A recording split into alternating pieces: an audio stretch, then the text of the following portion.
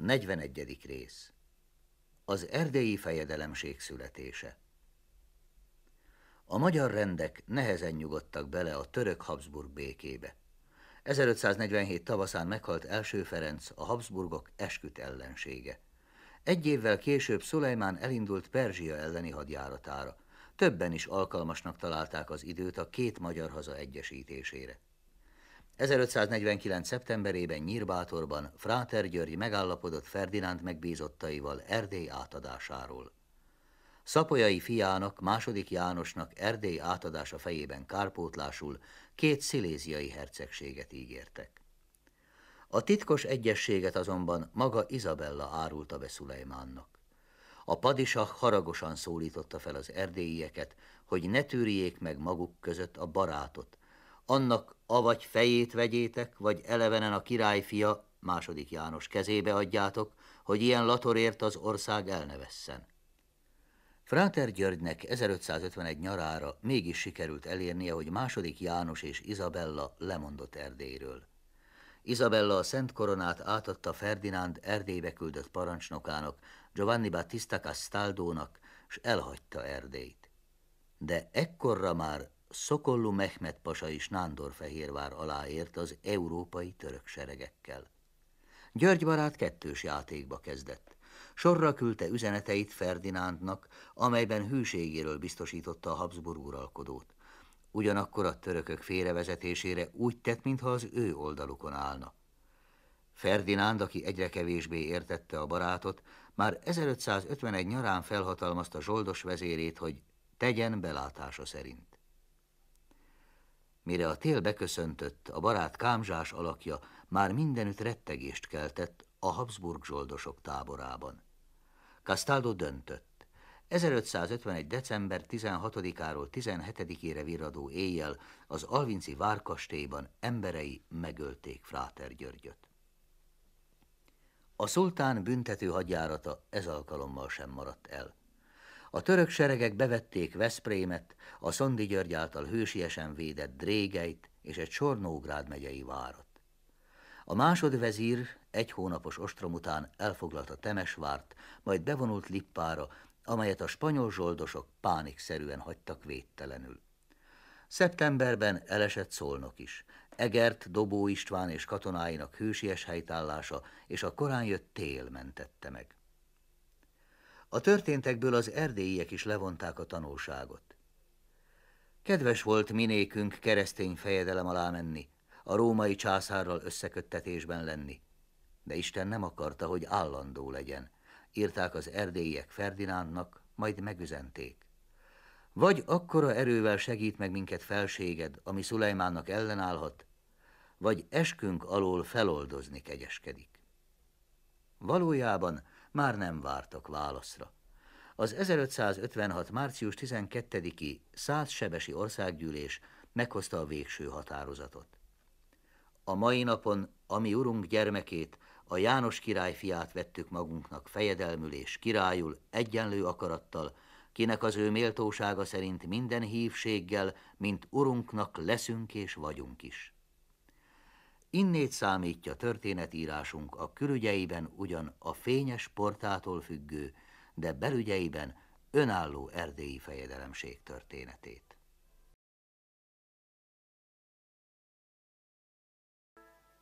42. rész. A kereszténység védőbástyája. A 16. század derekára a középkori Magyar Királyság végérvényesen 3 részre szakadt. A hajdani országterület északi egyharmad része a Habsburg házból választott magyar királyok, a középső egyharmad rész pedig a török szultán alá tartozott. Szapolyai keleti királyságából pedig az erdélyi fejedelemség jött létre. Mivel a török hódítás fő iránya az 1660-as évekig Erdélyt közvetlenül nem fenyegette, a hódító iszlám főcsapásait a királyi Magyarországnak kellett felfognia. A török elleni védelem azon a mintegy 100 végvárból álló várláncolaton nyugodott, amelyet a 16. század közepétől a század végéig a Habsburg uralkodó és a magyarok közös erőfeszítéssel építettek ki. A végvárvonal gerincét néhány fővár alkotta, Ilyen volt például Kanizsa, Győr, Komárom, Érsekújvár, Eger vagy Várad. A középkori várakat itáliai hadmérnökök vezetésével építették át. A török ágyúk ellen védtelen, magas gótikus tornyokat lebontották, a falakat megerősítették. A falból kiugró úgynevezett füles bástyákat emeltek, amelyekből a bástyákat összekötő falakat is lehetett védeni. A fontosabb várakban több ezres őrség szolgált. A fővárak mögött több másod- és harmadrendű várat, palánkot építettek. A palánkok falait cölöpök és vesszőfonások közé döngölt, több méter vastag földből készítették, majd kívülről betapasztották. A végvárakkal kapcsolatos ügyeket a Károlyvárosban, Varasdon, Kanizsán, Győrött, Érsekújvárott és Kassán tartózkodó főkapitányok intézték. A főkapitányok elfben a nádor alá tartoztak, de gyakorlatban a bécsi haditanács alá voltak rendelve. A magyar végvárak őrsége a 16. században 15 és 20 ezer fő között ingadozott, de mindig kevesebben voltak, mint a török végvárak katonái. A végvári tisztek zöme birtokát vesztett nemes volt, a legénység pedig a menekült kisnemesekből és jobbágyokból került ki. A legtöbb katona magyar volt, de szolgáltak horvátok, rácok, osztrákok, németek, csehek, itáliaiak, lengyelek és vallonok is. A lovasság zöme könnyű fegyverzetű magyar huszár volt. A magyar gyalogosokat darabontnak nevezték. A gyalogosok közé tartoztak a hajduk és a vízi hajduk vagy naszádosok. Ők szállították az élelmet, a fegyvereket és a hadianyagot a folyómenti magyar várakba, de ha kellett, mint gyalogosok harcoltak. A 16. század elején még sok volt közöttük a rác. Amikor azonban központjukat áttették Komáromba, a legtöbb naszádost a komáromiak és a csallóköz magyarjai adták. A várak élén a kapitány vagy főkapitány állott. Ő felelt a reábízott várért. A várak birtokait az udvarbíró igazgatta, és ő szedte be a várhoz tartozó falvak adóit. Fontos személy volt a vár papja, orvosa és deákja, hisz néhol még a kapitány sem tudott olvasni. A legtöbb várban tartottak kémeket, futárokat és kalauzokat. Ez a végvárrendszer védte meg másfél évszázadon át a keresztény Európát a törökök újabb és újabb támadásaitól. Ezért nevezték hazánkat akkoriban a kereszténység védőbástyájának. 43. rész. A védelem teherviselői. A 16. században a magyar végvárakban szolgáló 15-20 ezer főnyi katonaság évi zsoldja több mint 1 millió forint volt. Megközelítőleg ugyanennyibe került a várak jókarban tartása és ellátása. Mivel a kincstár magyarországi bevételei alig haladták meg a félmillió forintot, Magyarország külföldi segítségre szorult. Ilyen segítség volt a német birodalmi török segély, az osztrák és a cserendek támogatása. Persze ezek a tartományok és országok nem a magyarság iránt érzett felebaráti szeretetből járultak hozzá a magyarországi végvárak fenntartásához. Nagyon is jól tudták, hogy jobb a szomszéd égőházának oltásában segíteni, semmint hagyni, hogy a tűz a saját házukra is átterjedjen. Az volt az érdekük, hogy a török támadásokat még Magyarországon sikerüljön visszaverni. A magyarok is belátták, hogy a Habsburgok segítsége nélkül nem tudják megvédeni magukat. Ezt még a Habsburgok ellen küzdő magyar urak is elismerték. Nekem fejemben nem fér, ha ma kivönné is a császár kezét Magyarországból, mind kellene a sztótországi, Dunán túl és innen való végházokat eltartani, írta Bocskai hű embere Illésházi István 1606-ban. E támogatásért a magyaroknak azonban nagy árat kellett fizetniük. Le kellett mondaniuk arról, hogy a hadügyeket és a pénzügyeket továbbra is ők intézzék. Ezekről a bécsi udvarban döntöttek. A király azonban csak a század közepétől vette át a fontosabb várakat a magyar nemesektől. Előtte a magyar nagybirtokosok, a battyányiak, nádasdiak, rákóciak, turzók és mások várai védték az országot a töröktől. A katonákat később is sok helyütt a nemesi nagybirtok fizette és látta el élelemmel. A magyar nemesek gyakran adtak kölcsönöket is az uralkodónak. Mivel a király a kölcsönöket nem tudta visszafizetni, birtokokat adott az uraknak. Pálffy Miklós, a 16. század legnagyobb magyar hadvezére, Győr visszafoglalója, ilyen birtokadományoknak köszönhetően emelkedett köznemesi sorból az ország legelső urai közé. 1536 és 1600 között 35 vár és 716 község került a magyar nagyurak kezére. A királyi birtokkal együtt tűnt tova a királyi hatalom is, s vette át helyét az új nagybirtok és az új magyar arisztokrácia. A 17. század elején a Habsburg ellenes rendi harcok ezekre az új birtokokra és várakra támaszkodnak majd. A nagybirtok nem csak a királyi hatalommal szemben erősödött meg. Az arisztokrata családok fokozatosan kiterjesztették befolyásukat a szomszédos kis- és középnemesekre. A háborús időkben a kis- és középnemesek a nagyurak szolgálatába állottak. Szolgálatukért cserébe védelmet, ellátást és fizetést kaptak.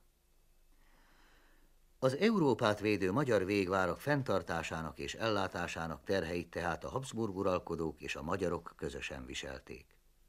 A magyar nemesek és jobbágyok áldozatvállalása nélkül alig ha sikerült volna másfél századon át feltartóztatni a törököket. 44. rész. Az iszlám védőgátja. Európa népei Magyarországot századokon át a kereszténység védőbástyájának nevezték. Érdekes, hogy a törökök is saját védőpajzsuknak tekintették Budát és a magyarországi török területeket. Leveleikben gyakran nevezték Budát az iszlám erős védőgátjának. Az elnevezés jól kifejezte, hogy Magyarországon a hódítók az elfoglalt területek megtartására és esetleges növelésére törekedtek. Ez volt az oka annak, hogy a mindössze 100 000 négyzetkilométernyi magyarországi hódoltságban majdnem ugyanannyi török katona állomásozott, mint néhány évvel korábban az egész Balkán-félszigeten. A 20-22 ezernyi katona ellátása kezdetben igen nagy teher volt a törökök számára, mert a Magyarországról beszedett adók az itteni török katonaság zsoldjának csak 1/3 fedezték. A török uralom megszilárdulásával azonban egyre több adót szedtek be, s az 1570-es években már majdnem teljesen az itteni adókból fizették a Magyarországon szolgáló török katonákat. A törökök a meghódított területeket kormányzóságokra osztották. Ezeket vilájetnek vagy beglerbékségnek nevezték. Az első vilájet az 1541-ben kialakított budai volt. Ezt követte 1552-ben a temesvári, 1594-ben a mindössze 4 évig fennálló győri, 1596-ban az egri, 1600-ban a kanizsai, 1660-ban a váradi és 1663-ban az érsekújvári. Mindegyik vilájet élén egy-egy beglerbég állott. A beglerbég magyarul azt jelenti, hogy a bégek bégje. Azért nevezték őket a bégek bégjének, mert ők parancsoltak a területükön kialakított kisebb megyényi nagyságú egységek, azaz a szandzsákok élén álló szandzsákbégeknek. A legrangosabb beglerbég a budai volt, akit budai pasának is neveztek. A tartományok pénzügyeit defterdárnak hívott hivatalnokok intézték. Fontos személy volt még a török bíró, a kádi. A birodalom belső területein eléje tartozott minden bűnügy, a tyúklopástól az emberölésig. Magyarországon a török hatóságok azonban nem nagyon tudtak beleszólni a nép életébe. A falu jobbágyainak peres ügyeit továbbra is a falusi bíró intézte. Ha a jobbágy nem volt megelégedve az ítélettel, nem a török kádihoz, hanem a földesurához futott elégtételért. A magyar jobbágy nem csak a török földesúrnak, de korábbi magyar urának, királyának és egyházának is adózott. Az élet minden területén sajátos, kettős, török-magyar uralom alakult ki. Jól mutatja ezt a koppányi török várparancsnok Battyányi Ádámhoz írott következő sora. Az nagyságot faluja, Nagyegrös, Törökországban az én birtokomban vagyon, Magyarországban nagyságodé, úgy értem. A török várakba behúzódott mintegy 50 000-nyi hódító kulturálisan sem tudott hatni a 3-3,5 milliónyi őshonos lakosságra. A török uralom alatt a magyarok megtanultak néhány száz török szót, megismertek néhány ételt és ruhát. A magyar lelkekre az iszlám sem tudott hatni. A híveket nem az iszlám, hanem azok az új tanok tartották izgalomban, amelyet reformációnak nevezünk. 45. rész. A reformáció Magyarországon. A török uralom idején terjedtek el Magyarországon azok az eszmék, amelyek a katolikus hit megújítását, megreformálását tűzték ki célul.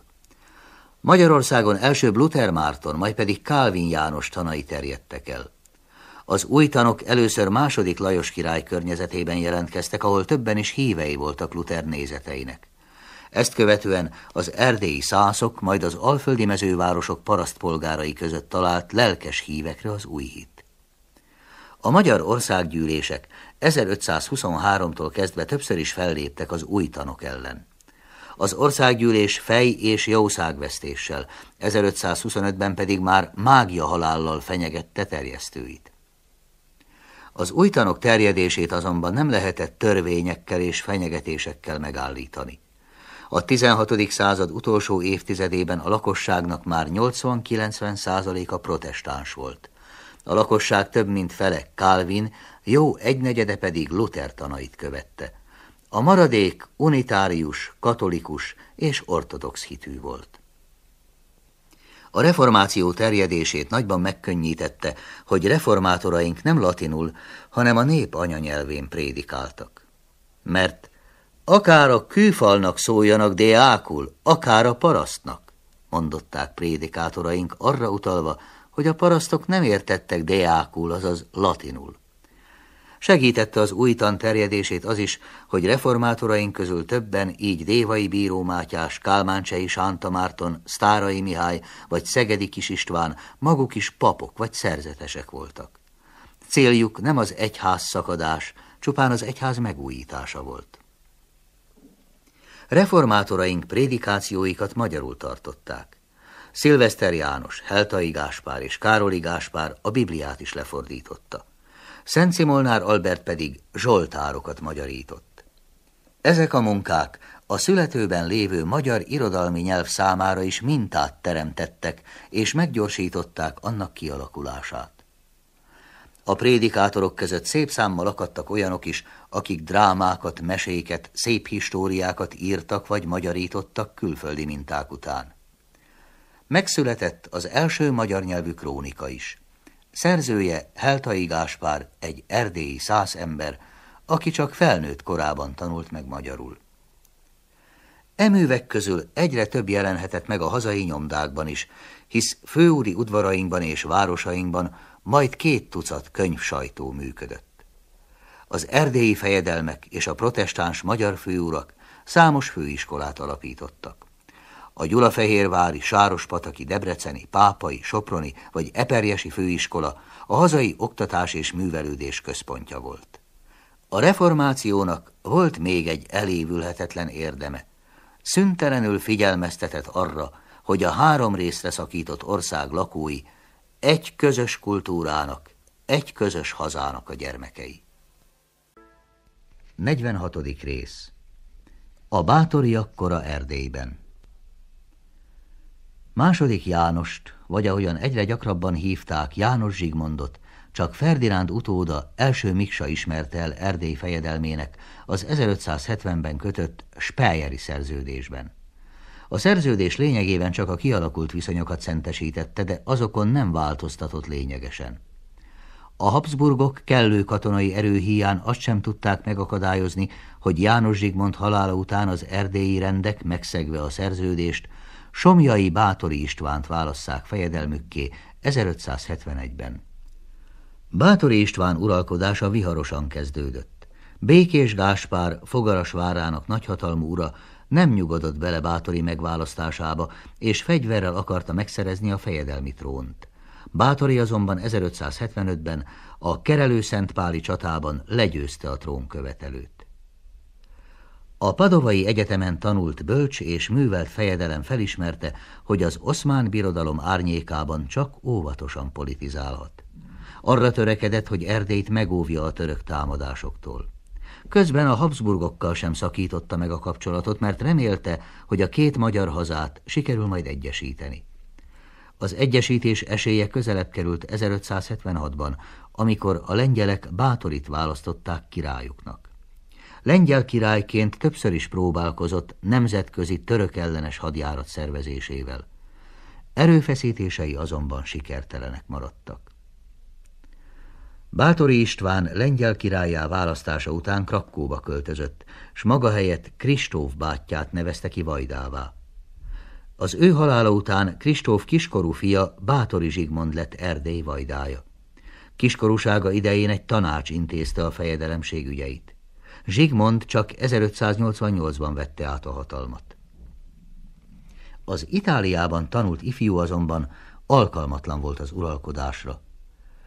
Oly ingatag lélek volt, hogy hol férj, hol özvegy, hol száműzött, hol fejedelem szeretett volna lenni. A háborgó tengernél kiszámíthatatlanabbul irányította a maga és mások dolgait. Az országot szörnyű pusztulásba sodorta. Írta róla a kortárs Szamosközi István, Erdély történetírója. Az igazsághoz azonban az is hozzátartozik, hogy uralkodása alatt zajlott a század legpusztítóbb háborúja, a 15 éves háború. A háború pusztítása előtt a báthoriak Erdélye a magyar kultúra fellegvárának számított. A Padovában tanult fejedelmek szívesen látták udvarukban az Itáliát járt főurakat és az itáliaiakat. Itáliából jött testőrkapitányok, vívómesterek, építészek, orvosok, zenészek és festők hozták el dallamos nyelvükön az itáliai reneszánsz kultúrát a nyugati műveltség legkeletibb központjába, Gyulafehérvárra. 47. rész. A századvég hosszú háborúja. Szulejmán szultán 1566. évi utolsó hadjáratában Gyula és Szigetvár elfoglalásával tovább növelte a török hódoltság területét. Halála után utóda a jóval békésebb természetű második Szelim azonban már 1568-ban békét kötött a Habsburgokkal. A drinápolyi békében Miksa elismerte az 1552 és 1566. évi török foglalásokat. A század végéig Magyarországon a két birodalom között már nem voltak nagyobb katonai összecsapások. Ez részben annak volt köszönhető, hogy a törökök 1578-tól 1590-ig pusztító háborút vívtak a perzsákkal.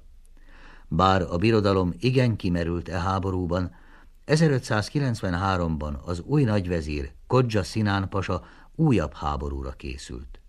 A török seregek ezúttal ismét Magyarország ellen indultak. A háború a török és magyar végvári katonák kisebb csatározásaiból nőtt ki. A kortársak aligha gondolták, hogy 13 évig tartó, minden korábbinál pusztítóbb háború kezdődik 1593-ban. A háború rengeteg szenvedést hozott Magyarország népére, de sem a törököknek, sem a magyaroknak nem sikerült döntő győzelmet aratniuk. Számos vár többször is gazdát cserélt. A háború első esztendeje magyar sikereket hozott. 1593-94 telén a keresztények egy sor Nógrád megyei várat visszafoglaltak. Az öröm azonban korai volt. 1594-ben a török csapatok elfoglalták Győrt, Németország kapuját. A következő esztendőben a magyaroknak sikerült bevenniük Lippát és Borosjenőt, amelyek ezután hosszú évtizedekre erdélyi kézen maradtak. 1596-ban maga a harmadik Mehmed szultán vezette seregeit, és októberben elfoglalta Egert, Felső Magyarország kulcsát. Az október végi mezőkeresztesi csatában, amely Mohács óta a legvéresebb összecsapás volt, ismét a törökök győztek. A csata után 12 000 keresztény és 20 000 török holtteste borította a mezőkeresztesi síkot. Ezzel lezárult a háború első szakasza. A későbbiekben nagy mezei ütközetekre már nem került sor. Jelentős eredmény volt viszont, hogy a szövetségesek Pálffy Miklós vezetésével 1598-ban visszafoglalták Győr várát. Nagy veszteség volt viszont, hogy a törökök 1600-ban bevették Kanizsát. Mivel 1603-ban kiújult a török-perzsa háború, és Kis-Ázsiában felkelések törtek ki, 1604-ben pedig kitört a bocskai szabadságharc, a törökök és a Habsburgok is hajlottak a békére. 1606. november 11-én Bocskai közvetítésével a Duna és Zsitva folyók között lévő táborban megkötötték a 20 évre szóló török-Habsburg békét. A zsitvatoroki béke elismerte a háború foglalásait. A Nógrád megyei várak magyar, Eger és Kanizsa pedig török kézen maradtak. A szultán először ismerte el a császárt vele egyenrangú uralkodónak. A megegyezés véget vetett az ország 13 esztendeje tartó szenvedésének, s hosszú évtizedekre megteremtette a békésebb élet feltételeit. 48. rész. Bocskai István és a hajdúk. A 15 éves háború erdélyi sikereit a Habsburgok a két országrész egyesítésére akarták felhasználni. Giorgio Basta császári generális vezetésével Erdélybe császári csapatok vonultak, és 1603 nyarán átvették a hatalmat. Basta azonban vasvesszővel kormányozta az erdélyieket, a protestánsokat üldözte, a népre pedig megfizethetetlen hadisarcot vetett ki. Erdély népe olyan szegénységre jutott, hogy kapával törte fel a földet a gabonamagvak számára. Ezt innét Basta ekéjének mondották, írta egy szemtanú. Hamarosan a királyi Magyarország nemességének is elege lett a Habsburgok uralmából. A háborúban kiürült királyi kincstárat Rudolf a magyar uraktól elvett birtokok bevételeiből akarta feltölteni. A kiszemelt főurakat hűtlenséggel vádolta és elkobozta birtokaikat. Csak olaj volt a tűzre, hogy Rudolf katonái erőszakkal elvették a protestánsok templomait, és átadták azokat a katolikusoknak. Kassán Belgioso gróf kassai főkapitány ágyukat hozatott a főtérre, s így kényszerítette a városi tanácsot, hogy a luteránusok kezén lévő Szent Erzsébet székesegyházat adják át a katolikusoknak. De Rudolfnak ez sem volt elég. Az 1606 tavaszán tartott országgyűlés végzéseihez utólagosan egy 22. pontot is hozzáíratott, amely megerősítette a korábbi protestáns ellenes törvényeket, s megtiltotta, hogy az országgyűléseken ezentúl vallási kérdéseket tárgyaljanak. Mivel a király csak a magyar rendekkel közösen hozhatott törvényt, a 22. törvénycikk hamisításnak számított. A pohár betelt. Az elégedetlenek élére Bocskai István állt. Bocskai néhány évvel korábban még a Habsburgok pártján állt, de a kincstár az ő birtokaira is szemet vetett. 1604. október 15-én Bocskai a császári seregből átállt hajdúkkal Álmosnál legyőzte Belgioso alvezérét. Néhány hét alatt Várattól Kassáig Bocskai lett az úr. A gyors sikerek láttán az erdélyiek 1605. február 21-én fejedelmüknek ismerték el Bocskait. Április 20-án a Szerencsi országgyűlésen a magyarországi rendek is fejedelmükké választották. A szultán díszes koronát küldött Bocskainak. Ő azonban nem koronáztatta meg magát, mert nem akart végleg szakítani a Habsburgokkal. A török szövetséget csak kényszerűségből vállalta, mert belátta, hogy nem harcolhat egyszerre két császár ellen. Bocskai azt is hamar felismerte, hogy győzelmeit a törökök kihasználják, ezért mielőbb igyekezett megegyezni Rudolf királlyal. A hónapokig tartó tárgyalások után 1606. június 23-án kötötték meg a bécsi békét. A béke rendezte a vallási sérelmeket, érvénytelenítette a 22. törvénycikket, s megengedte, hogy a főurak, nemesek, a városok és a végváriak szabadon gyakorolják vallásukat. A Habsburgok elismerték Erdély függetlenségét. Bocskai nem maradt hálátlan hű hajdúival szemben. Tiszántúli birtokaira telepítette őket, s az egyes hajdúvárosoknak a nemesekéhez hasonló jogokat adott. 49. rész. Erdély aranykora Bethlen Gábor alatt. Bethlen Gábor 1580-ban született Marosíjjén. Mivel korán árvaságra jutott, nagybátyja kastélyában nevelkedett a Gyergyói Szárhegyen, a székelyek szigorú fegyelmében, ahogyan jobbágy származású történetírója, Bojti Veres Gáspár írta. Hamar a fejedelmi udvarba került aprótként, s tehetsége már Bocskai alatt a vezető politikusok közé emelte. 1613-ban 33 évesen török támogatással lett Erdély fejedelme. Üres kincstár, ellenséges magyar rendek, gyanakvó székelység, haragvó százság fogadta. Ügyes és türelmes politikával Bethlennek hónapok alatt sikerült megszilárdítani a hatalmát. Hozzáfoghatott a gazdaság megerősítéséhez. Legelső feladata az volt, hogy visszaszerezze a zavaros időkben eladományozott fejedelmi birtokokat. Ezért 1588-ig visszamenően felülvizsgáltatta a birtokadományokat, és számos birtokot visszavett. Ezeken a korábbinál észszerűbb és hatékonyabb gazdálkodást vezetett be. Nagy gondot fordított az erdélyi só és nemes ércbányák művelésére. Körmöcbánya vidékéről bányászokat telepített Erdélybe. A külföldi mesterembereket kedvezményekkel ösztönözte arra, hogy a fejedelemségbe költözzenek. Támogatta a kereskedelmet, de a legfontosabb cikkekkel, a szarvasmarhával, a fémekkel, higannyal, sóval maga a kincstár kereskedett, ami busás jövedelmet hozott.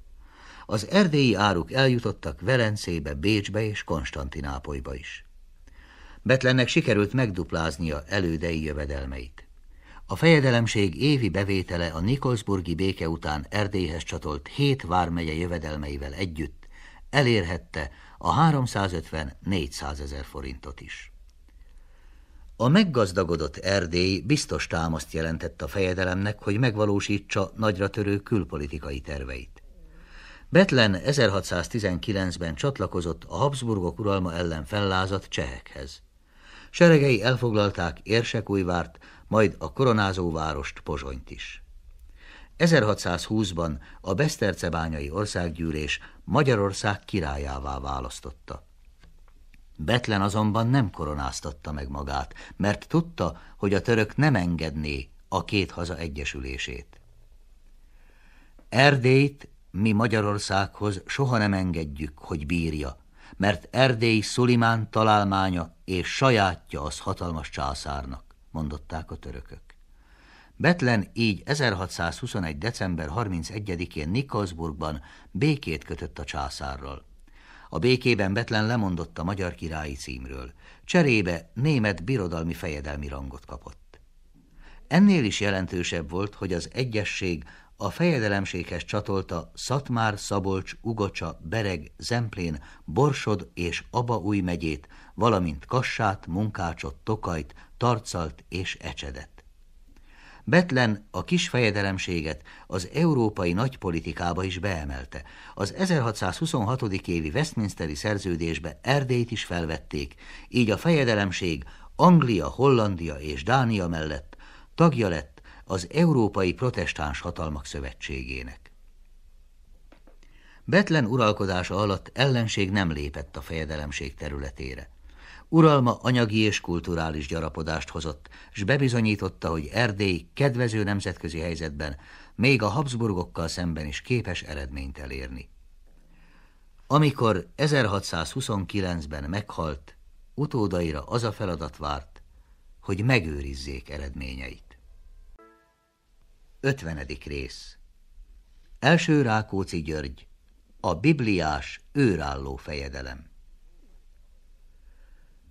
Ó, vaj, ha avagy ne született, avagy örökké élt volna, írta Bethlen Gáborról Kemény János. Pedig a fejedelemség trónjára méltó ember került első Rákóczi György személyében. Rákóczi György felső Magyarország leggazdagabb főura, Bethlen hű embere és kiszemelt utóda volt. A trónhoz vezető út mégis meglehetősen göröngyös volt számára. Bethlen, betartva a házasságkötéskor tett ígéretét, végrendeletében úgy rendelkezett, hogy a fejedelemség trónján felesége Brandenburgi Katalin kövesse. Az erdélyiek azonban nem bíztak az özvegyben, akiben a Habsburg érdekek képviselőjét látták, ezért hamarosan lemondatták. Így 1630-ban elsőbb Bethlen Istvánt, Bethlen Gábor öccsét, majd pedig a török porta támogatását is élvező Rákóczi Györgyöt választották fejedelmükké. Első Rákóczi György majd 2 évtizedes uralkodása békét és nyugalmat hozott Erdély lakói számára. Rákóczi nem volt olyan nagy politikus, mint Bethlen. Nem szövögetett nagyszabású terveket, és nem vágyott királyi koronára sem. Erdélyországnak megfontolt és szorgos uralkodója volt. Uralma hatalmas családi birtokain nyugodott. Gazdaságpolitikájában nem követte Bethlent, a kereskedelemre és iparra kevesebb gondot fordított. A Habsburgokkal is egyességre törekedett. A 30 éves háború Habsburg ellenes táborához is csak 1643-ban csatlakozott, akkor, amikor meggyőződött róla, hogy francia és svéd szövetségesei elég erősek. Túlzott óvatossága azonban majdnem vesztét okozta.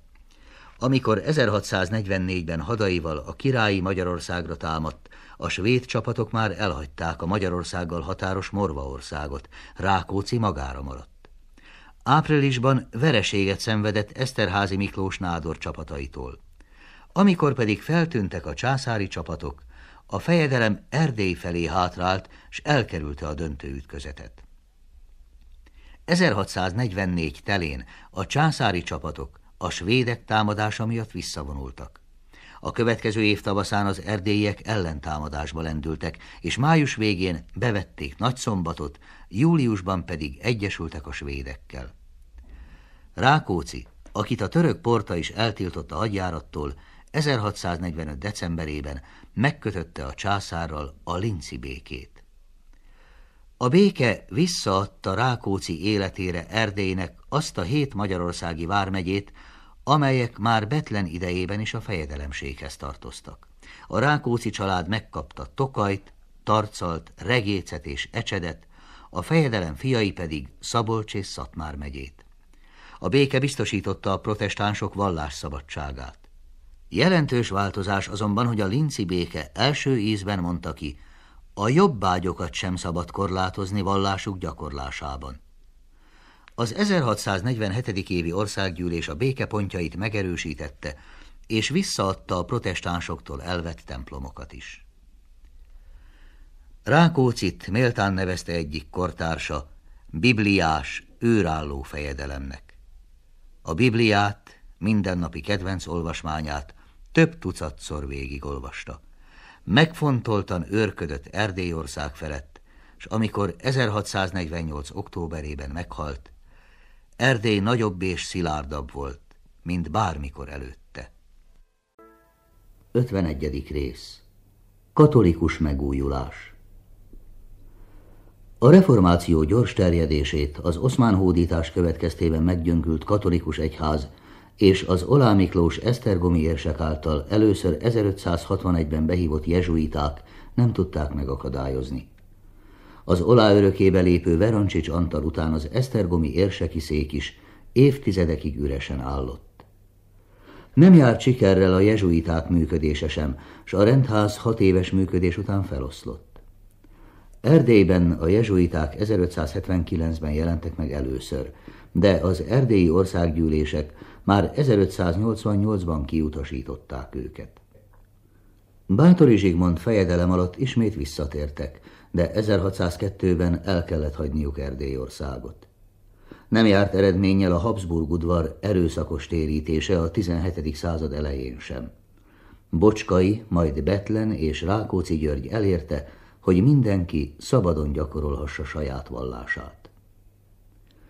A katolikus egyház Pázmány Péter esztergomi érsek és Eszterházy Miklós nádor segítségével erősödött meg ismét a 17. század első felében.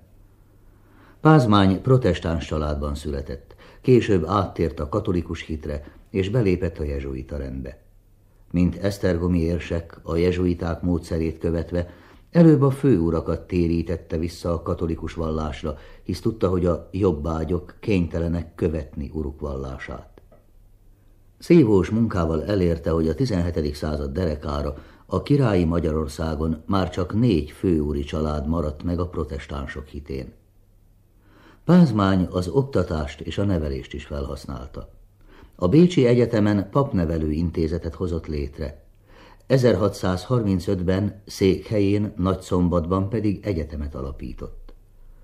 Rövid életű, középkori egyetemeink után ez volt az első folyamatosan működő egyetem Magyarországon. Ennek jogutóda a mai Budapesti Egyetem. Pázmány nagy hangsúlyt fektetett arra is, hogy a hívekhez minél több magyarul beszélő katolikus pap vagy szerzetes jusson el. Magyar nyelvű prédikációival, hitvitázó irataival maga mutatott példát. Ösztönzésére rendtársa Káldi György elkészítette a Biblia első teljes katolikus fordítását. A törökök azonban nem nagyon tűrték meg területükön a jezsuitákat. A hódoltságba ezért Boszniából jöttek ferences szerzetesek. Azokon a helyeken pedig, ahová a papok és szerzetesek nem jutottak el, fel nem szentelt világi férfiak kereszteltek, eskedtek és temettek. Igaza volt Pázmánynak akkor, amikor azt mondta, hogy ő még egy protestáns Magyarországon született, de katolikusban fog meghalni. Halálakor a nyugati országrészen már alig akadt protestáns főnemes. A reformáció hajdani támogatói, a nádasdiak, turzók, forgácsok, battyányiak a 17. században a katolikus vallás legfőbb támaszaivá váltak. 52. rész. Erdély veszedelme. Első Rákóczi Györgyöt fia, második Rákóczi György követte Erdély trónján. Bár gyermekkorától fejedelemnek nevelték, apja megfontoltságát nem örökölte. Meggondolatlan politikájával elherdálta mindazt a gazdagságot és nyugalmat, amit apja és Bethlen gondos munkával fölépített. Csak úgy, mint elődei, ő is igyekezett bekapcsolódni a nemzetközi politikába. Követei megfordultak Angliában, Dániában és Hollandiában, ahol egy esetleges Habsburg ellenes nemzetközi szövetség lehetőségét tudakolták. Rákóczi arra is törekedett, hogy a szomszédos román vajdaságok élén hozzá hű vajdák üljenek. Szerette volna megszerezni a lengyel királyi koronát is, ezért 1657. januárjában svéd, román és kozák szövetségben Lengyelországra támadt. Rákóczi azonban nem kérte ki a török porta engedélyét, s ezzel Erdélyt végső veszedelembe sodorta. A hadjárat eleinte sikereket hozott. 15 000 fős hada áprilisban bevette Krakkót, majd egyesült a svédekkel. 10. Károly svéd király azonban a dánok támadása miatt kénytelen volt hazatérni. Bár második Rákóczi György júniusban Varsóba is bevonult, a lengyelek hamarosan ellentámadásba mentek át. Egyes egységeik Észak-Erdélybe is betörtek.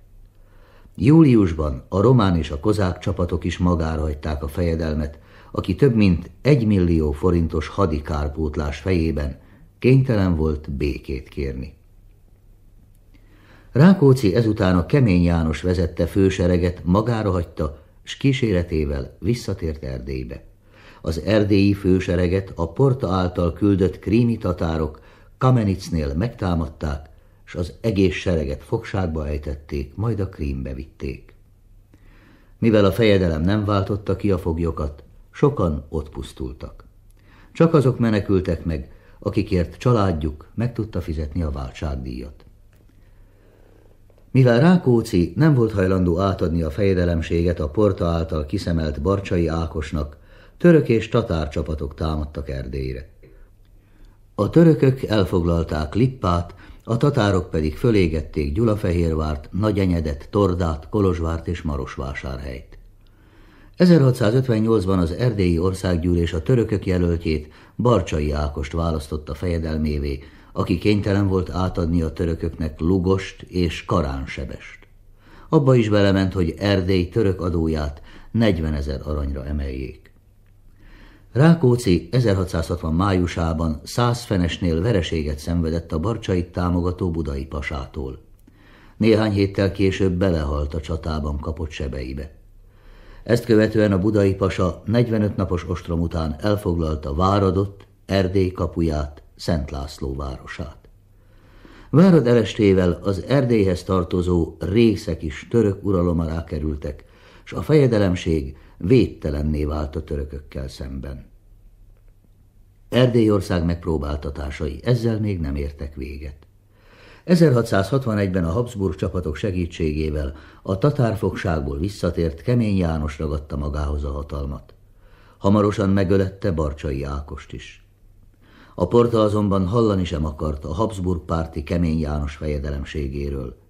1661 őszén a Porta parancsára az erdélyiek Apafi Mihályt választották meg Erdély fejedelmévé. 1662. januárjában a nagyszőlősi csatában Apafi és a török segédcsapatok vereséget mértek Kemény seregére.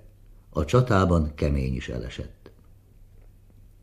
Erdély trónján Apafi Mihály személyében ismét egyetlen fejedelem maradt. Rávárt a feladat, hogy a 4,5 esztendős háborúskodásban többször feldúlt és megcsonkított Erdélyt újjáépítse. 53. rész. Zrínyi Miklós és a török áfium. Amikor 1648-ban véget ért a 30 éves háború, a magyar főurak azt remélték, hogy a Habsburgok végre a török ellen fordulnak. Reményeikben azonban csalatkozniuk kellett. A császár és a szultán 1649-ben 22 esztendőre meghosszabbította a zsitvatoroki békét. A békét azonban rendre megzavarták Zrínyi Miklós horvát bán és a magyarországi török bégek összecsapásai. Várad eleste azt is mindenki számára világossá tette, hogy a hanyatló oszmán birodalom vezetése ismét erős kezekbe került. A 81 éves korában 1656-ban nagyvezírré kinevezett Köprülő Mehmed véres kézzel hozta rendbe a birodalom belső ügyeit. Az ő politikáját követte 1661-től fia, a 26 éves Köprülő Ahmed nagyvezír is. Köprülő Ahmed 1663-ban személyesen vezette a török csapatokat, hogy megtorolja a Habsburgok 1660-61. évi erdélyi beavatkozását. A török csapatok 39 napos ostrom után elfoglalták Érsekújvárat, a felvidék legerősebb várát. 3 esztendővel a váradi vilájet megszervezése után a törökök Érsekújvár központtal újabb török tartományt hoztak létre. Az újabb török sikerek cselekvésre ösztönözték a magyar főurakat. Vezetőjük Zrínyi Miklós horvát bán, a szigetvári hős dédunokája, korának legnagyobb magyar hadvezére volt. Zrínyi éveken át tanulmányozta a régi hadtudományi írókat és a törökök hadi szokásait. A század derekától sorra jelentette meg hadtudományi munkáit és török ellenes röpiratait. Már 6 évvel korábban megírta, hogy télen a török összve nem gyülekezik. Azt tartotta, jó azért olyan időt választani a vitézkedésre, azkit az ellenség meg sem gondolna. 1664. januárjában és februárjában 250 kilométernyire behatolt a török területekre, és felégette a 6 kilométer hosszú Eszéki hidat. Ezzel a magyarországi török várakat elvágta utánpótlásuktól. A téli hadjárat sikerein felbuzdulva Zrínyi a császári csapatok segítségével Kanizsa ostromához kezdett. Köprülő Ahmed nagyvezír azonban a septében újjáépített Eszéki hídon átkelve szétkergette az ostromlókat. A nagyvezír mintegy 40 000-es serege élén Bécs ellen indult. 1664. augusztus elején azonban a Rábán átkelő török csapatok Szentgotthárnál súlyos vereséget szenvedtek a Raimondo Montecuccoli tábornagy által vezetett császári erőktől. Mindenki azt remélte, hogy a bécsi udvar végre rászánja magát egy nagy török ellenes hadjáratra, amellyel kiűzhetik a törököt az országból. Bécs azonban megint másként döntött. A nagyvezír táborában lévő császári követ 9 nappal a győztes szentgotthárdi csata után augusztus 10-én Vasvárott békét kötött a törökökkel. A béke a törökök kezén hagyta az utóbbi évek foglalásait, így Váradot és Érsekújvárt is. A magyarok úgy érezték, hogy Bécs megint elárulta őket. A pohár betelt, és egyre többen voltak azok a magyar főurak, akik a Habsburgok elleni nyílt felkelést tervezgették. 54. rész. A veselényi szervezkedés és következményei. A magyar nemesség nem tudott beletörődni a vasvári békébe. A magyar főurak elhatározták, hogy ha a császár nem hajlandó kiűzni a törököt az országból, akkor a Porta segítségét kérik a Habsburgok ellen. Magyarországot olyan török vazallus állammá akarták alakítani, mint amilyen az erdélyi fejedelemség is volt. A felkelést a történelemkönyvek Veselényi összeesküvésnek nevezték el. Jól lehet, a felkelés kirobbanásakor Veselényi Ferenc nádor már 3 éve nem volt az élők sorában. Nem volt az összeesküvők között Zrínyi Miklós sem. Néhány hónappal a vasvári béke után egy megsebzett vatkan oltotta ki életét egy vadászaton. Zrínyi váratlan halála mindenkit megdöbbentett, s hamar szárnyra kelt a hír, hogy Zrínyit a bécsi udvar ölette meg. A vadászaton részt vett kortársak beszámolóiban azonban nem kételkedhetünk.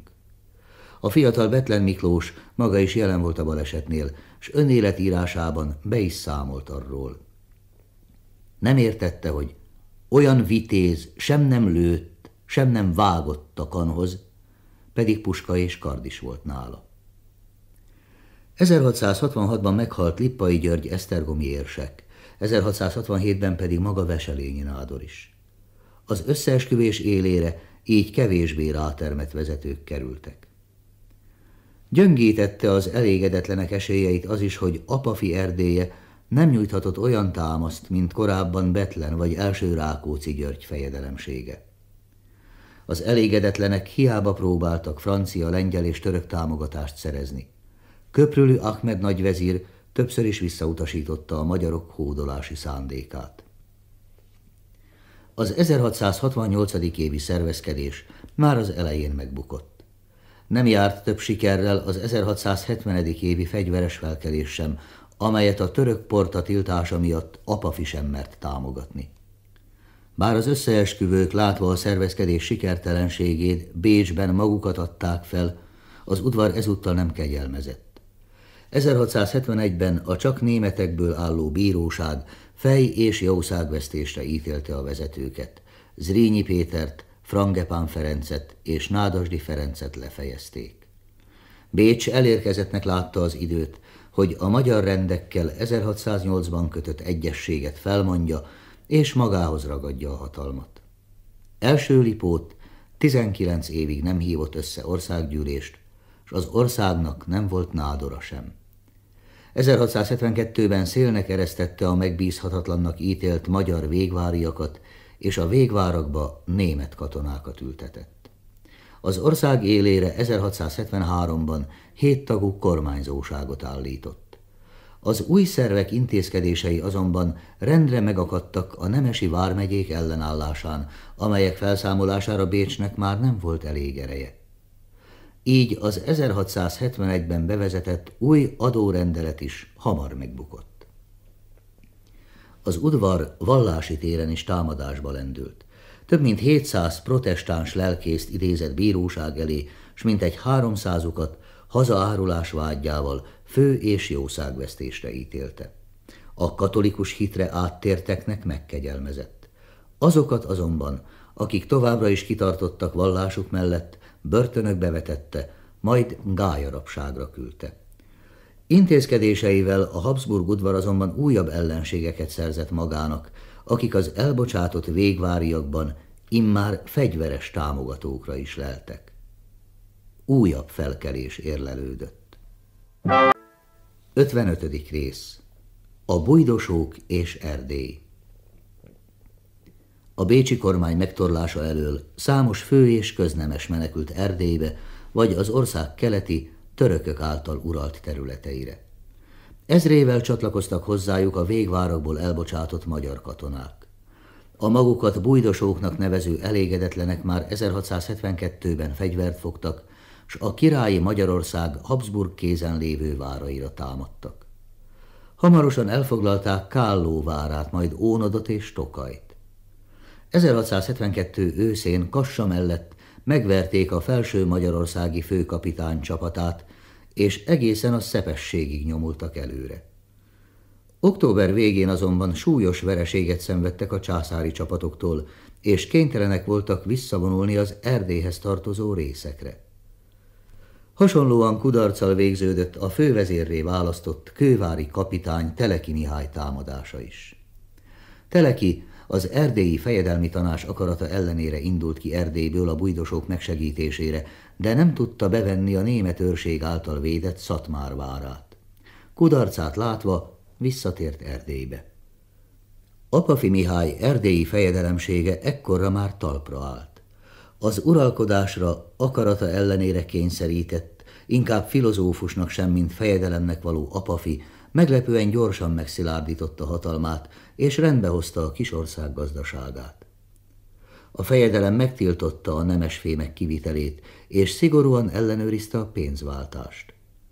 A legkeresettebb erdélyi árukkal, a sóval, rézzel, higannyal, bőrökkel maga a fejedelmi kincstár kereskedett. A kincstár a legtöbb bevételt a kereskedelemből, a vámokból és a fejedelmi birtokokból szerezte. A jövedelmek az 1680-as években elérték a 300 000 forintot. Apafi tárgyalások útján Bécsben és Konstantinápolyban is igyekezett biztosítani országa békéjét.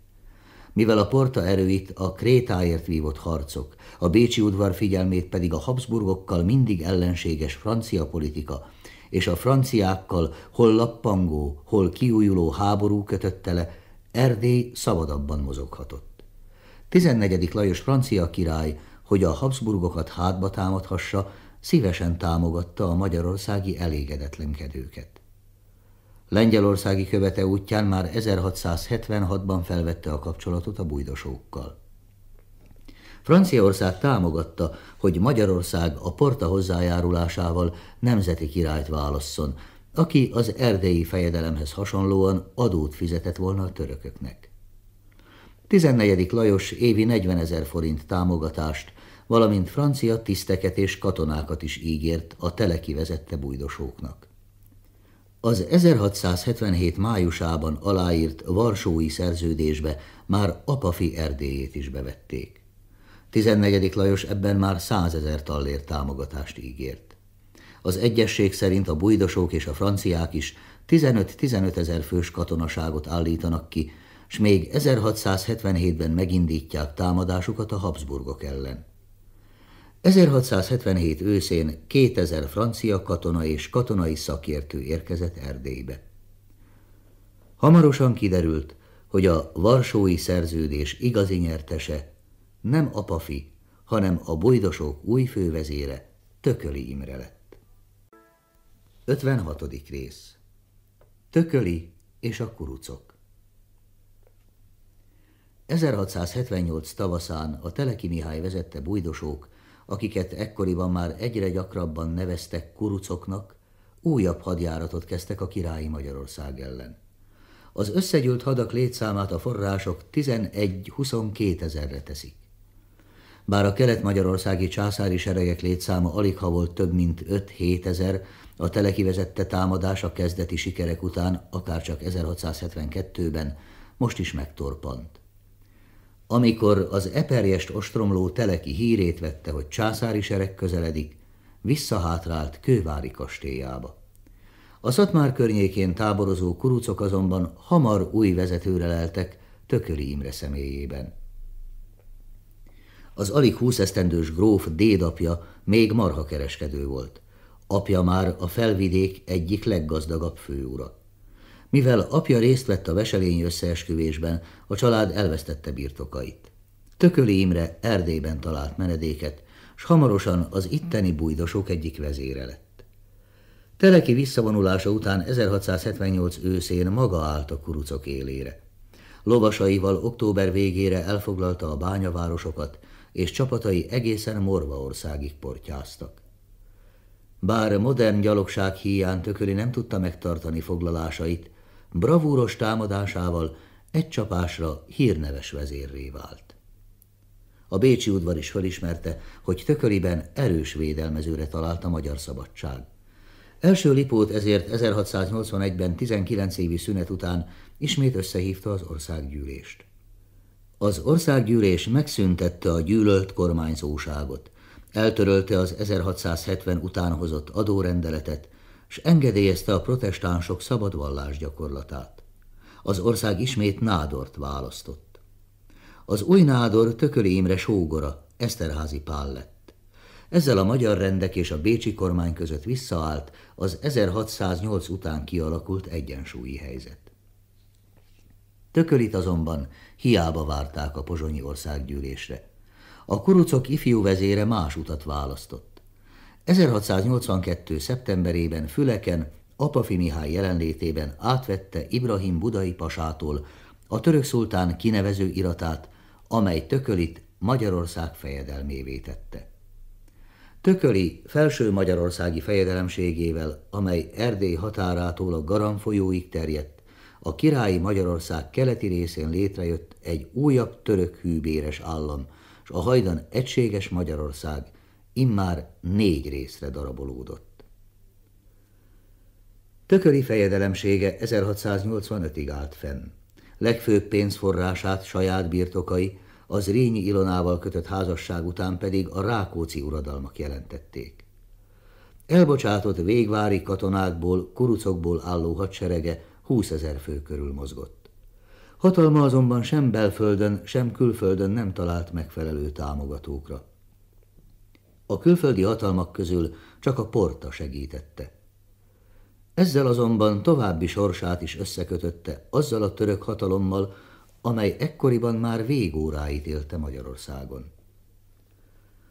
A magyarság szerencsétlenségére az országot épp akkor osztották meg kibékíthetetlen ellentétek, amikor az európai politikában megteremtődtek egy török ellenes összefogás feltételei, s hosszú idő után először volt lehetőség a török kiűzésére. 57. rész. A török kiűzése. 1683-ban a Porta Kara Musztafa nagyvezír vezetésével újabb kísérletet tett Bécs elfoglalására. A nagyvezír, akit 5 éves korától Köprülü Mehmed nevelt, azt hitte, hogy nevelőapja és mostoha testvére korábbi hódításaira Bécs elfoglalásával ő teheti fel a koronát. Tévedett, s tévedéséért hamarosan életével fizetett. Amikor első Lipót meghallotta, hogy 120 000-es török sereg közeledik Bécs felé, udvarával Linzbe menekült. Példáját sok bécsi polgár is követte. A város védői már majd 2 hónapja védekeztek hősiesen, amikor Lotaringiai Károly herceg és Sobieski János lengyel király vezetésével megérkeztek a felmentő seregek, és felszabadították Bécset. A törökök megsemmisítő vereséget szenvedtek. A nagyvezír fejvesztve menekült Belgrádig, ahol 4. Mehmed szultán megölette. Bécs ostroma kellett ahhoz, hogy Lipót császár végre támadó hadjáratot indítson a török ellen. 1684. márciusában 11. Ince pápa kezdeményezésére létrejött a török elleni Habsburg-Velencei Lengyel Szövetség, a Szent Liga, amely egyszerre 3 fronton indított támadást a szultán birodalma ellen. Első Lipót császár 14. Lajos francia királlyal is fegyverszünetet kötött, így minden erejét a török elleni harcra fordíthatta. A szövetségesek 1684-ben még kudarcot vallottak Buda alatt, de a következő évben már bevették Érsekújvárt. 1686-ban a szövetségesek 44 000 főnyi serege ismét Buda ellen vonult. 1686. szeptember 2-án, pontosan 145 évvel azután, hogy Szulejmán szultán először hallhatta a müezzin énekét Budán, elesett Abdurrahman, az utolsó budai pasa, és a város felszabadult a török uralom alól.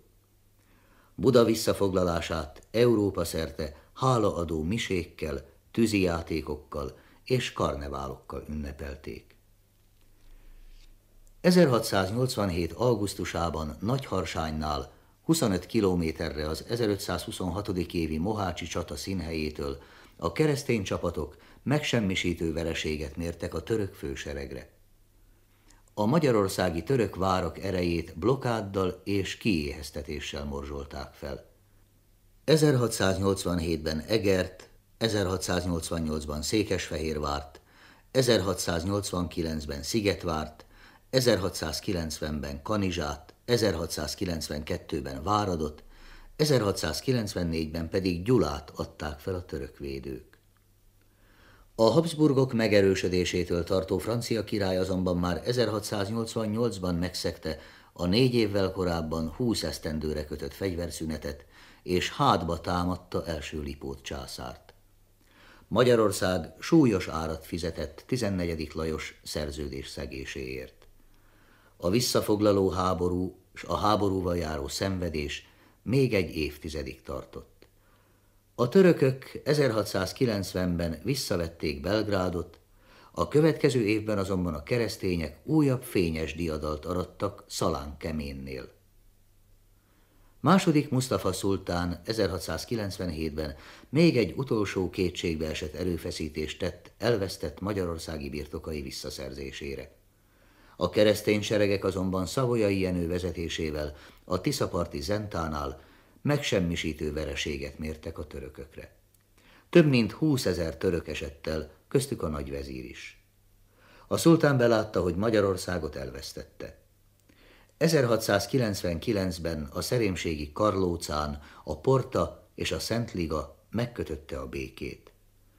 Másfél évszázados török uralom után a Temesköz kivételével Magyarország felszabadult a török uralom alól.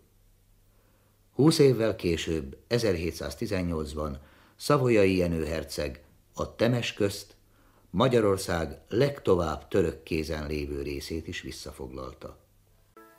58. rész. A szabadulás ára. A 17. század végén az oszmán hódítókat a Habsburgok vezetésével nemzetközi keresztény összefogás űzte ki Magyarországból. A sorsdöntő években a magyarság megosztott volt. Apafi és Tököli hadai 1683-ban a Bécs ellen vonuló török seregeket támogatták. Tököli felső magyarországi fejedelemsége 1685-ig szintén a török szövetségese volt. A magyarság megosztottsága is hozzájárult ahhoz, hogy a visszafoglalt területeket a Habsburgok meghódított tartományként kezelték, s igyekeztek helyzetüket megerősíteni a magyar nemességgel szemben. Az 1687. évi országgyűlésen a rendek lemondtak az aranybulla ellenállási záradékáról, amely a magyar rendeknek megengedte, hogy a törvényeket megszegő uralkodónak fegyveresen is ellenálljanak. Az országgyűlés megszüntette a rendek szabad királyválasztási jogát is. Magyarországon ezentúl a Habsburgok férfi ágából származó királyok uralkodtak. Első Lipót császár legidősebb fiát, a 9 éves Józsefet legott királlyá koronázták. Lipót uralkodásának hátralévő 18 esztendejében már nem hívta össze az országgyűlést. Az országot rendeletekkel kormányozta. A visszafoglalt országrészből és a kuruc felkelések leverése után elkobzott birtokokból a hadsereg szállítói, tábornokai, megyényi területeket kaptak. A magyar nemeseknek azonban oklevelekkel kellett igazolniuk birtokaikat, s magas fegyverváltságot kellett fizetniük. A magyarok azt is sérelmezték, hogy a Habsburgok nem állították helyre az ország egységét. Erdélyt az 1690-ben kiadott lipóti diploma különálló tartományként csatolta a birodalomhoz. Élére kormányzóságot állítottak, s évi adója békeidőben 50 000 forint, háborúban ennek 5-szöröse volt. A visszafoglaló háború során a katonák élelmezése, a hadsereg lovainak ellátása, s a sok visszaélés mérhetetlen terheket rótt a magyar falvak és városok népére. Különösen kitűnt kegyetlenkedéseivel Debrecen kifosztója Karafa tábornok, aki eperjesen felállított törvényszékén 18 vagyonos polgárt és nemest végeztetett ki. Bíróságát már a kortársak is eperjesi mészárszéknek nevezték el. Bécs megbízhatatlannak tartotta a magyarokat, s katolikus németeket telepített be az országba. Célja az volt, hogy a királyság lassan németesítessék, és a forradalomra és nyugtalanságra hajló magyar vér a némettel szelidítessék, természetes ura és örökös királya hűségére és szeretetére. A császári katonaság túlkapásai, a roppant adóterhek és a nemesi jogok szűkítése miatt egyre többen voltak azok, akik a török kiűzését nem felszabadulásként, hanem csak uralomváltásként élték meg. A hegyalján már 1697-ben felkelés tört ki. A felkelők kurucos rajtaütéssel elfoglalták Patak és Tokaj várát. Fegyverbe szólítottak, mindeneket, valakik hazájukat s a nemesi szabadságokat keresik. Az elszigetelt hegyaljai felkelést az udvar hamar leverte. A rendek sérelmeit azonban nem orvosolta, így az elégedetlenek száma egyre nőtt. Csak a megfelelő vezetőre volt szükség, hogy az elégedetlenségből országos méretű szabadságharc bontakozzék ki. 59. rész. Nagyságos fejedelem. 1703-ban a Habsburgok elleni elégedetlenség olyan országos méretű szabadságharcba torkollott, amely lényegesen különbözött a korábbi felkelésektől. Az 1711-ig tartó küzdelem mögött már nem állott ott a török porta, sem annak vazallus állama, az erdélyi fejedelemség. A szabadságharc élére második Rákóczi Ferenc, az erdélyi fejedelmeket is adó híres felső magyarországi főúri család Habsburg hűségben nevelt fia állott. Az 1697. évi felkelés idején még Bécsbe ment, hogy ne lehessen lázadással vádolni. Látva az ország megpróbáltatásait, később a Habsburg uralom ellen fordult. A Habsburgok hagyományos ellenfelétől, 14. Lajos francia királytól remélt segítséget, de levele Bécs kezére került. Bécsújhelyi fogságából kalandos szökés után Lengyelországba ment. Itt kereste fel Tarpai jobbágya Esze Tamás, és hívta meg a hegyaljai felkelők élére. Rákóczi eleget tett kérésüknek, s 1703-ban fegyverbe szólította az ország minden nemes és nemtelen lakóját, s zászlókat küldött, amelyeken latin nyelven a következő felirat volt olvasható: Istennel a hazáért és szabadságért. Felhívására először a jobbágyok álltak zászlaja alá, mivel a hadba vonuló jobbágyokat Rákóczi felmentette a közterhek és a földesúri adók alól. Seregének győzelmei láttán a megyei nemesek és főurak is csatlakoztak hozzá. 1704 elejére szinte az egész ország Rákóczi kezére jutott, akit az erdélyiek még ebben az évben fejedelmükké választottak. Az 1705. évi Széchenyi országgyűlés pedig a szövetkezett magyar rendek vezérlő fejedelmévé kiáltotta ki. Az országgyűlés ugyan nem ismerte el uralkodójának az 1705-ben meghalt első Lipót fiát, első Józsefet, de a Habsburg ház trónfosztását még nem mondta ki. Rákóczi gyors sikereit részben annak köszönhette, hogy 70 000-es hadával szemben a Habsburgok csak jóval kisebb erőket tudtak Magyarországon bevetni, mivel a császári katonák a franciákkal harcoltak a spanyol trónért kirobbant spanyol örökösödési háborúban. A kurucok Vakbottyán János, Esze Tamás és Béri Balogh Ádám vezetésével sikeres portyákkal morzsolták fel a császári seregek erejét. Rákóczi serege azonban rendre alul maradt a jobban szervezett és felszerelt reguláris császári csapatokkal szemben. Hamarosan bizonyossá vált, hogy Magyarország nem bírja eltartani a kuruc sereget, a nemesség pedig kiváltságai elvesztésétől tartva elpártolt nagyságos fejedelmétől. 1707-ben az ónodi országgyűlés mégis kimondta a Habsburgok trónfosztását. A következő esztendőben azonban a fejedelem által vezetett legerősebb kuruc sereg is vereséget szenvedett Trencsénnél. Ezután sorra elestek a kurucok kezén lévő legfontosabb várak. 1710 végére a kurucok már csak felső Magyarországot tartották ellenőrzésük alatt. Rákóczi még reménykedett Nagy Péter segítségében, és ezért Varsóba utazott. Távollétében helyettese Károlyi Sándor 1711 májusában Nagymajténnál letette a fegyvert, és békét kötött a császáriakkal. A szatmári béke amnesztiát adott mindenkinek, aki a császár hűségére visszatért. Megígérte, hogy az uralkodó tiszteletben tartja az ország alkotmányos jogait és a protestánsok vallásszabadságát, s eltörli a török kiűzése után bevezetett új intézkedéseket. Az adott katonai helyzetben aligha lehetett volna ennél jobb békét kötni. A nagyságos fejedelem azonban nem élt a bocsánattal. Franciaországba, majd Törökországba menekült. A Márvány-tenger partján Rodostóban telepedett le.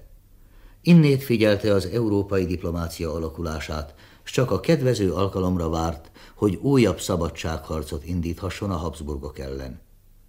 Még 1735-ben írott utolsó tervezetében is reménykedett.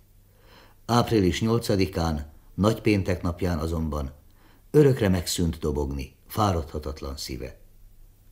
Amitől tartottunk, abban már benne vagyunk, és Isten árvaságra téve bennünket, és kivéve az mi édes urunkot és atyánkot 3 óra reggel. Írta Bujdosásban hűtársa Mikes Kelemen. 60. rész. Háború, éhínség és járvány. Középkori eleink így imádkoztak. A pestistől, éhínségtől és háborútól ments meg, Uram, minket. Egy erdélyi krónikás pedig így jellemezte kora viszonyait. Nem egy könnyen lehetne elmondani, mennyi csapással sújtotta az országot a háború, az éhínség és a járvány, ez a 3 nyavaja. A krónikás jól rátapintott a lényegre. A 16-17. században a hadakozás forradalmi átalakulása, a tűzfegyverek megjelenése nem csak a hadviselést alakította át, de jócskán megnövelte a társadalom terheit is. A 16-17. századi háborúk sokkal tovább tartottak, sokkal több áldozatot szedtek, mint korábban. A háborúktól elsősorban nem az öldöklés miatt rettegett akkor embere.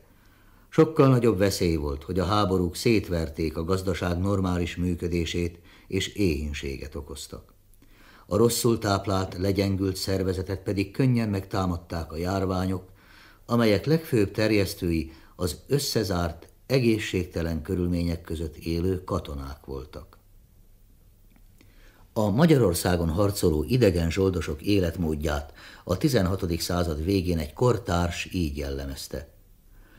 Nem is mondhatom, mély kurválkodás, falás és vedelés, káromkodás, esküdözés, játék és kocka folyik mindenfelé. Hazánkban a katonák maguk is szenvedtek a járványoktól, amelyek közül a legpusztítóbb a pestis és a kiütéses tífusz volt.